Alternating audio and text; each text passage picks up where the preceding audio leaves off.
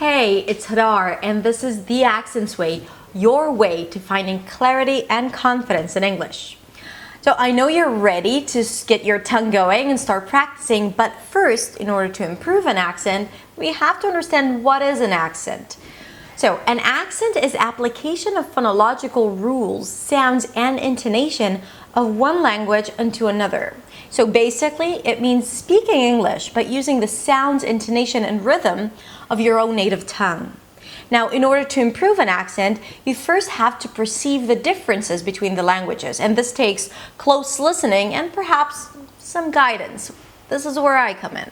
All right, so perceiving the differences means understanding what sounds you're actually using instead of the English sounds. Because when there's a sound in a different language, in this case English, that is difficult for you to pronounce and it doesn't exist in your own language, then you're most likely to substitute it with another sound that does exist in your language. So let's say, for example, that you have difficulties with producing the R, the American R sound, all right?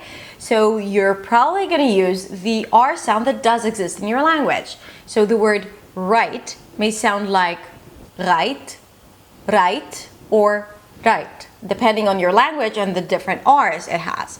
Or let's, for example, take the A as in bad vowel sound.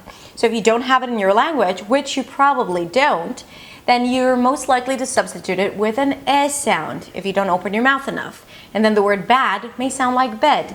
Or maybe shift it more towards the back and make it sound like an A sound.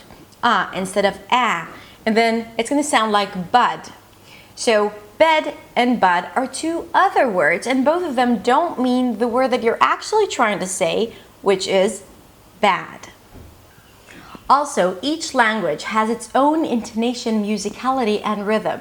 Now, we're used to applying our native intonation onto English, and it feels supernatural. But as a result, we may be stressing the wrong word in a sentence, or sometimes even the wrong syllable in a given word, what makes English less effective and sometimes, unfortunately, not very clear. Once you know what the differences are, you need to train your muscles to be able to easily produce the new sound. That means learning exactly what to do with your jaw, with your tongue, with your lips, and your voice. But it's not enough to be able to produce it once. You want to make it your own to be able to use it spontaneously. Now, I hate being the one breaking this down to you, but there are no magic solutions. In order to own it, you need to develop muscle memory. Now, this takes practice, time, and repetition, but it does work. Learning the sound patterns of English, intonation, and rhythm will help you gain clarity. You'll feel a lot more confident because you'll know what you need to be doing. Now, it may feel artificial at first, and it's okay, but from my own personal experience and working with hundreds of people, it does get into your system. It becomes easier and it becomes effortless. All right, next week I'm going to be sharing with you some tips on how to start improving your accent and spoken English immediately.